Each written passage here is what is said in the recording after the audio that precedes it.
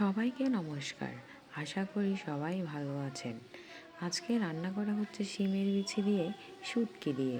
প্রথমে কিছু পরিমাণ তেল দিয়ে নিলাম, এরপর পেঁয়াজ কুচি, লঙ্কা কুচি, টমেটো কুচি দিয়ে কিছুক্ষণ নাড়িয়ে নিলাম।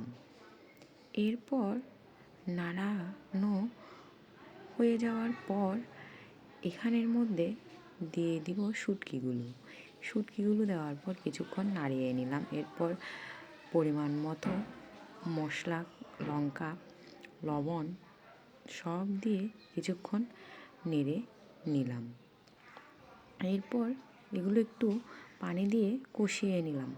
কষানো হয়ে যাওয়ার পর এখানে দিয়ে দিব বেগুনগুলো কিছুক্ষণ এগুলোর সাথে কষিয়ে নিব।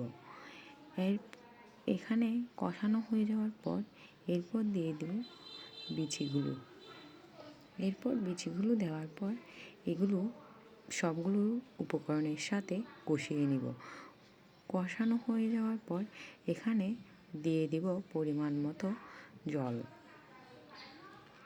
জল দিয়ে দেওয়ার পর এখানে এগুলো নেড়ে নিয়ে কিছুক্ষণ রেখে দেওয়ার পর চলে আসব আবার। এসে আরেকটু নাড়িয়ে দিলাম।